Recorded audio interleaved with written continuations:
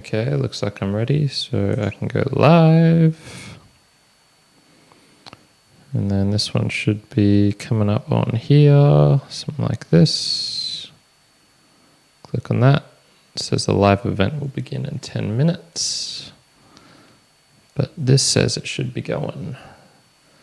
Anyway, while that is doing that, I'm just going to go over here. Let everyone know that everyone impromptu live for the book recap. Bam. Send it now. Can hear myself, that sounds alright. I'll go over to here onto the Twitter. I'll do the same thing for that.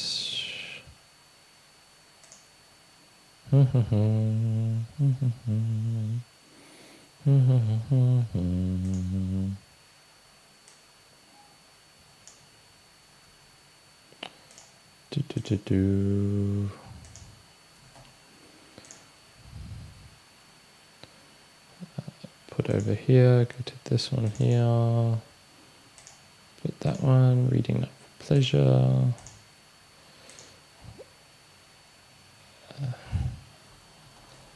I'm going to be discussing why I sometimes read books I don't even like.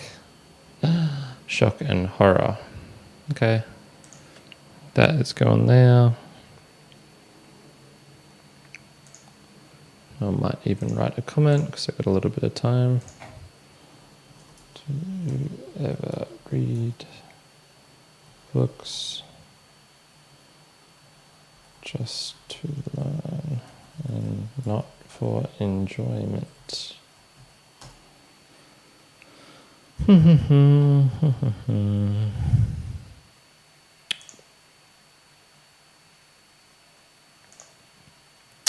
I don't think I need to do anything more per se, but I will give it a little bit of time. I did say at 6:30, so we'll do it at 6:30. Although I might just do it earlier if I feel like.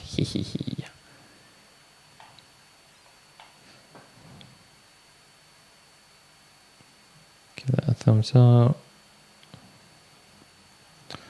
I'll just do a little testing here. Let's see if that one comes through.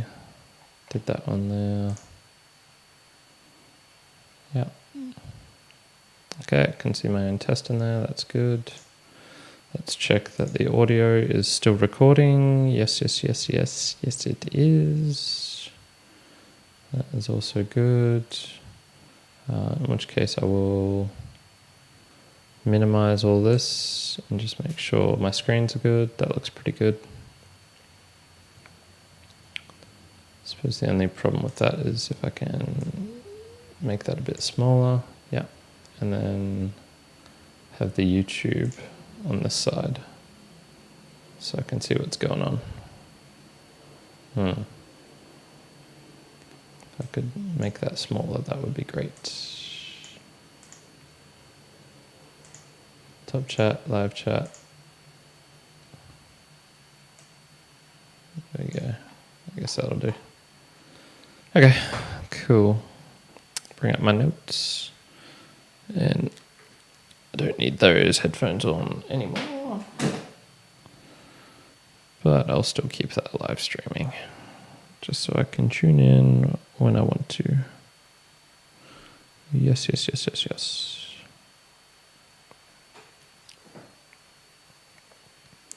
Alright, I don't think there's any point in hanging around, so I will get going. And we are done for another month. Welcome everyone to another Mere Mortals book recap. That's indeed, you've got Kyrin here on, what is the date today? Sunday, 26th of March in the evening. And I'm going to be going over all of the books that occurred in March of 2023. So there was 4 in total: Algorithms for Dummies. There was the Autobiography of Benjamin Franklin, On Grief and Grieving, and The Denial of Death. But before I get into that, I did want to have a little bit of a discussion about reading a book you don't like for ulterior purposes. So I would say that this month has kind of been categorized by that. Apart from the Benjamin Franklin book, I feel like every other book was definitely reading for the purpose of getting something out of it. Now, there's also 2 here, which I'm not going to do book reviews on, but I did read a bit and pieces of. The first is Ciro Alegria's El Mundo es Ajeno. El Mundo es Ancho y Ajeno. So that one is a Peruvian author. And then another one, Jose Maria Arguedas, Los Ríos Profundos. So the 2 books would roughly be the world is wide and strange, and the profound or the deep rivers. So I was reading those in Spanish, and I'd got them from a good friend of mine who is Peruvian. And I was just, I've done this with a lot of the books that I've had in Spanish before, and I've kind of stuck with them because I didn't particularly enjoy them. So something like Ernesto Sabato's books, or The Death of El Muerte de Artemio Cruz by Carlos Fuentes, books like that. I stuck with them even though I didn't particularly enjoy them, because I was learning, I was getting something out of them. And these ones I probably read about the first 10% of both of them, so 20% of a book in total. And it wasn't interesting. There was so much slang, especially in El Mundo es Ancho y Ajeno. I really struggled to keep up with that. And it was really niche slang as well, related to farms and pastures and different types of animals and things like that. It just got rolling hills and things like that. So it got too hard. But it was getting me thinking again, okay, the coding book, not exactly enjoyable. It was a textbook, more or less. It was dense and not particularly fun, but I spent those kind of half an hour roughly every day, or an hour every second day, getting through that, trying to finish that off.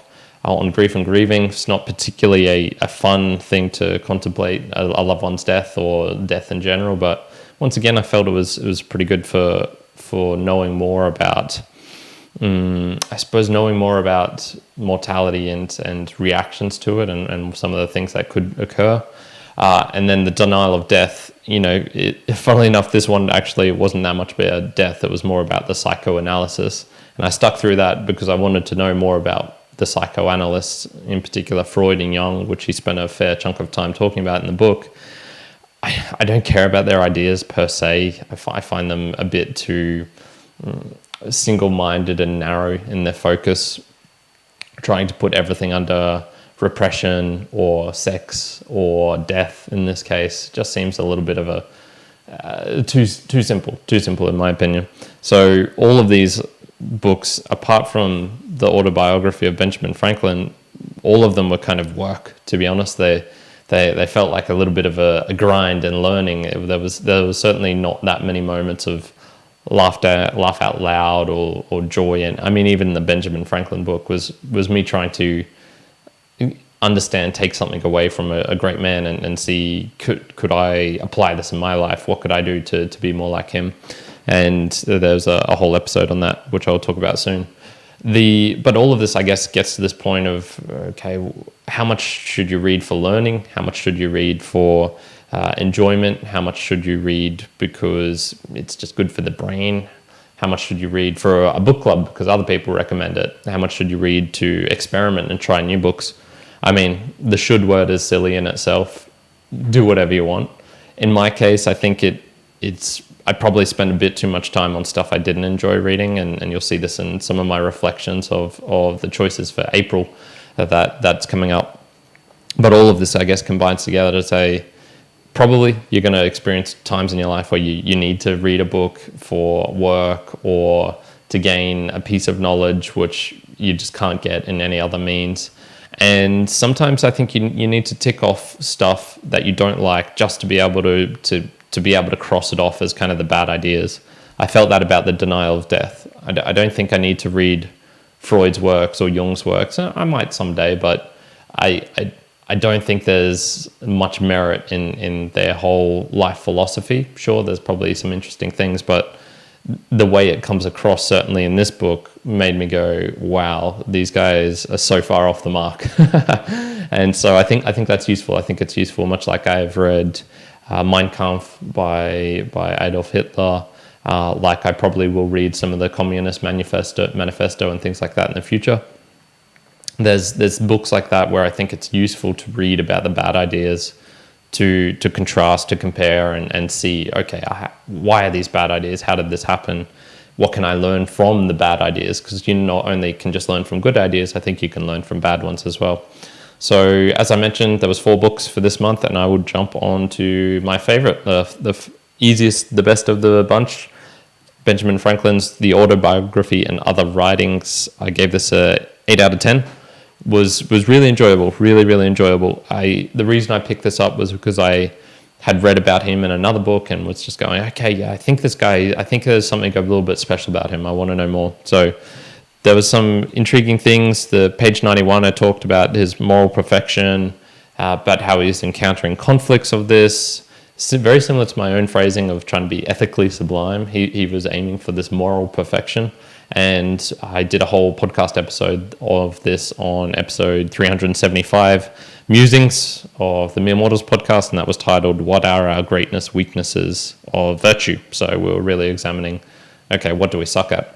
But I'm going to jump into a bunch of things I did like about him. So page 39, there was this thing where he was talking about dieting and how it's funny how the human mind can change. So he says he was trying to stick to this diet, and then he goes, he dined upon cod and broke his kind of vegetable diet. So he says, so convenient a thing it is to be a reasonable creature, since it enables one to find or make a reason for every one thing one has a mind to do.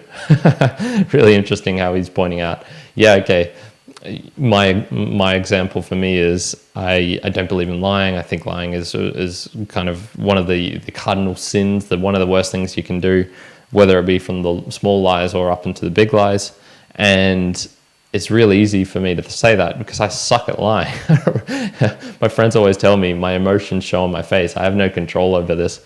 So it's so easy to have that as an ethical virtue when it's something that you kind of suck at anyway, or you have a mind to do anyway. So yeah, I thought that was a nice little thing that he points out there. Another one, he was switching diets, not placing too much importance on food. I think this is a pretty interesting thing. When I was traveling through Latin America, I also noticed that people were obsessed with food, which is fine. Food is a great thing. You can get a lot of pleasure from that. It's such a communal experience and whatnot. But when it's dictating your life to the extent that you won't walk up and see this once in a lifetime vista of a mountain, of a live exploding volcano just across from you because you're worried about where breakfast is going to come from or what breakfast will be, that seems to be taking it too far. And so he was talking in the book how he managed to have a very sparse diet, and so when he was traveling all across the world, to America, to France, to whatever, it didn't really matter to him if he had good food or not. He could, it's kind of the Stoic principle, I guess, of just weather all the storms, and it's somewhat fleeting and whatnot. And I think he probably did get some enjoyment out of his food and whatnot. Talking about the Stoics with Socrates and his switching to the method of a Socratic style of questioning, of arguing. Why is that? Okay, but with this principle, how did you get to this? Why? Rather than blunt force, argumentative, forcing people into corners and pushing them off a ledge sort of style, which he seemed to be very good at least he says in his childhood, but then switched away from that because he realized, oh, okay, this isn't helping me become a better person or further views or whatnot. It's just, I'm just winning for the sake of winning rather than progressing the human race forward, I guess you could put it. He had this real interesting mix of qualities: industrious, open about industriousness, this capability of curiosity and whatnot. But he was also really open about his errors. He was well read, entrepreneurial, but then he would be prone to over trusting. He fell into debt. It seemed like he was a bit libellous, so he would slander people or seemed to be unnecessarily attacking people, things like that. So he certainly wasn't all good. Another one on page 101, where he was talking about how we refrain from certainties. So I'm going to try and find this bit in particular, because I should have looked this up just beforehand. To determine the engineering, I cannot boast much success. Okay, well, there was this one interesting section, it's on page 101 somewhere, where he talks about how he tried to stop being certain with everything. Okay, here we go. Right at the very bottom. I even forbid myself agreeable to the old laws of our junto, the use of every word or expression in the language that imported a fixed opinion, such as certainly, undoubtedly, etc. And I adopted instead of them, I conceive, I apprehend, or I imagine a thing to be so or so, or it so appears to me at present. I thought this was cool. I talk a lot about modal verbs and how I think they're quite a useful way of conveying knowledge or certainty of a topic. And a lot of people, whilst you get confidence or you appear more confident, and therefore people are more drawn to you if you just state things, much like Juan does. He doesn't use much modal verbs. I think you're missing out a large portion of what makes communication effective by doing that, and you're opening yourself up to more thinking you're the top shit and never wrong, and not even giving your ways to wiggle out of situations where you are wrong, and it's hard to admit that. And unless you've got the real good character integrity of being able to admit those mistakes, because you'll just make more mistakes when you're saying with certainty this thing. So yeah, I think that's pretty interesting. He being well read seemed to open many doors to him. Literally trading books with other people was what got him into these next levels with governors and other powerful people. That's pretty cool that even the power of a book, of just having read it, gives you this access to other things. He learned French, Italian, some Spanish and Latin. I love that. Page 141 on the bottom, he was saying human felicity is gained by small improvements and not really one-off large events. So as he was looking over his life, sure, he did all of these things, but it was these small improvements that he made which made the biggest difference to his happiness, and which kind of gets to the point of chasing happiness, chasing a big goal. That one-off of happiness is kind of silly. And then also on page 145, right at the bottom, he's why disputing as a skill can get victory, but sometimes not the goodwill, really highlighting how that argument style that he used to have didn't really serve. It didn't help things. It maybe gained him some personal glory or feeling like he was winning, but it didn't help his objectives and aims in the long run. I think that's pretty cool. So the next book that I reviewed was Luca, Massaron's and John Mueller's Algorithms for Dummies. I gave this a 7 out of 10.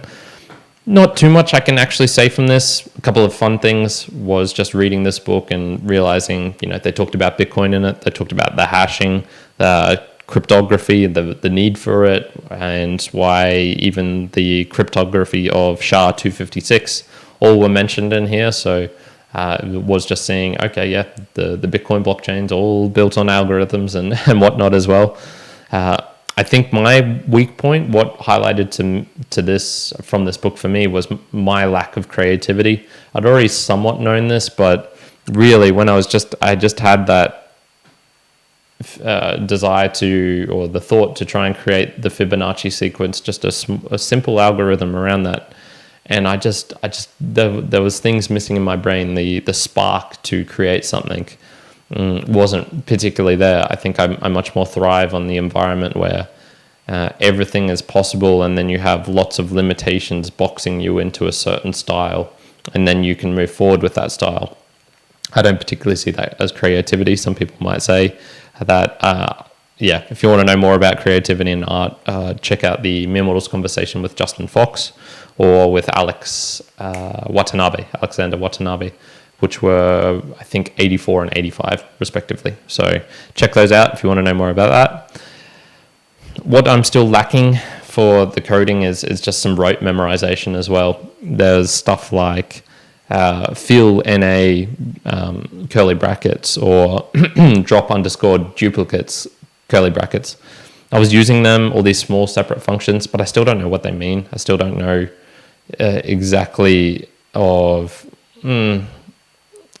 what exactly it is that I'm trying to work for and whatnot. So yeah, there's just little bits like that which I'm struggling with still. So that one there is done.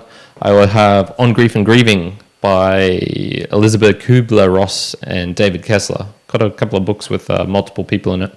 So yeah, the funnest thing that I took from this that I thought was worthy of repeating was on page 88, and I just notice this all the time when I'm reading books now.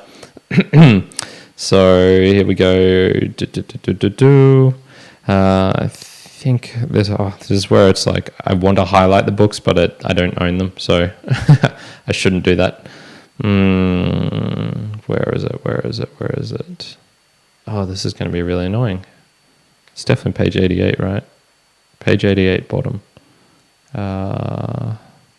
Okay, here we go. So she was just talking about something. A secret ultimately doesn't change the person you knew. Every facet of a diamond is real, but each is a different view.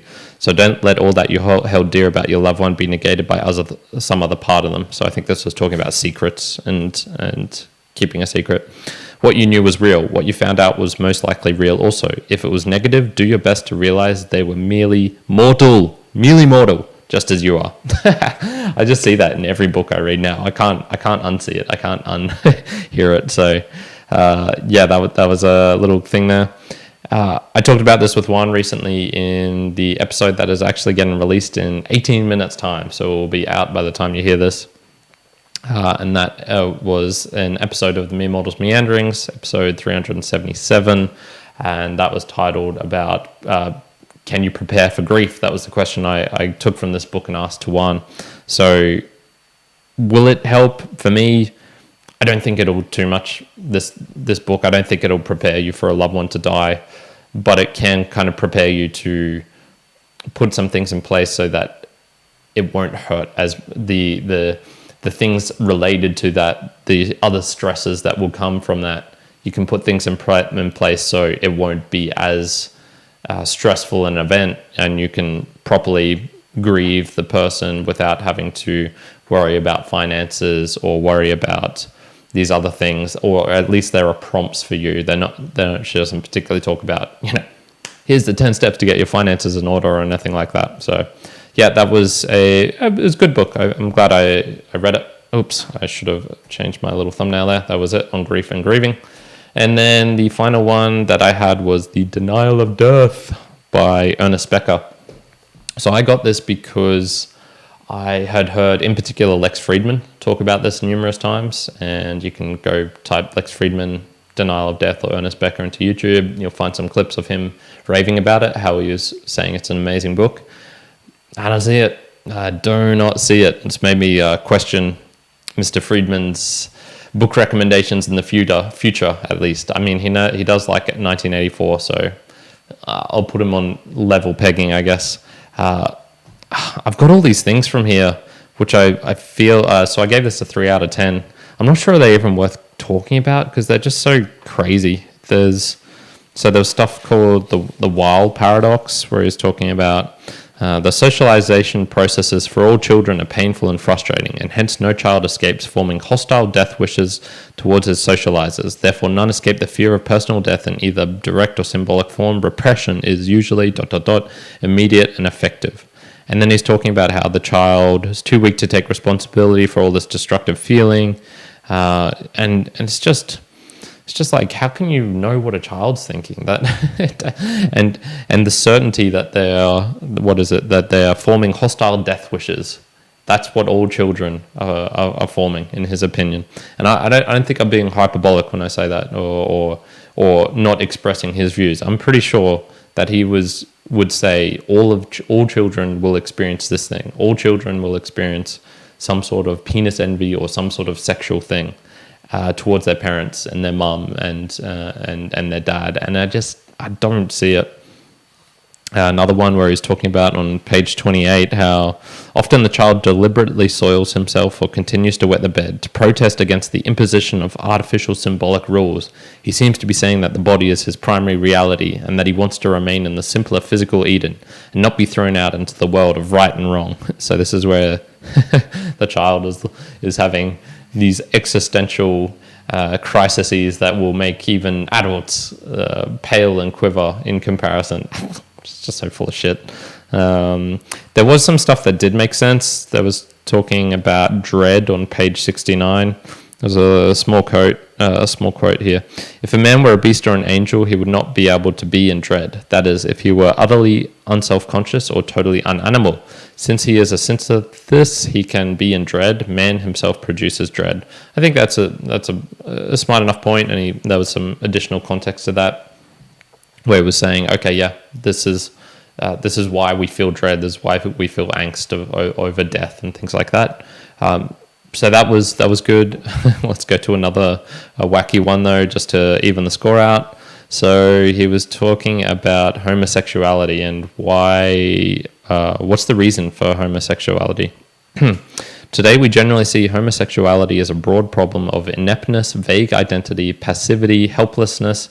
All in all, an inability to take a powerful stance toward life. Okay, that's, I don't know. I've never heard that. I've never heard that that's the reason for homosexuality. I thought it was equal parts genetically predetermined and then also of the environment. And I've never heard it because they were suffering from vague identities, passivity, and helplessness. Who knows? And then page 141, we'll just finish this off with another thing from Freud, Lordy. We have to conclude that all the feelings of sympathy, friendship, trust, and so forth, which we expend in life, are genetically connected with sexuality and have developed out of purely sexual desires by an enfeebling of their sexual aim, however pure and non-sensual they may appear in the forms that they take on to our conscious self-perception. To begin with, we knew none but sexual objects. Psychoanalysis shows us that those persons whom in real life we merely respect or are fond of may be sexual objects to us in our unconscious mind still. You can't win. You can't win with him. Everything comes back to sex. Wow.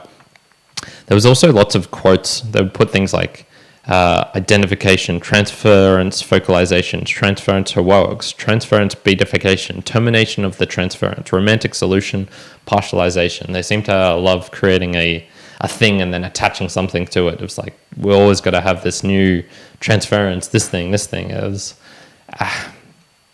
I'd love to know if people get anything out of psychoanalysis still nowadays. I think probably at the time it was revolutionary with some groundbreaking stuff. Psychology was a young art back then, but nowadays, I don't know. Let me know what you think. And if all of the talk on grieving death wasn't sad enough, we're going to get into the Boostagram Lounge. Sad puppy. There are no Boostagrams coming in. Our supporter, our steady supporter from the past months, Peter, has disappeared. I'm not sure exactly where he's gone. I hope he's okay. Maybe he doesn't like the mere mortals anymore. Maybe he's just having a break. Maybe he'll be back. Who knows? But in any case, the only things coming in was some streaming of sats, and that was from me just testing it out. So a little bit discouraging.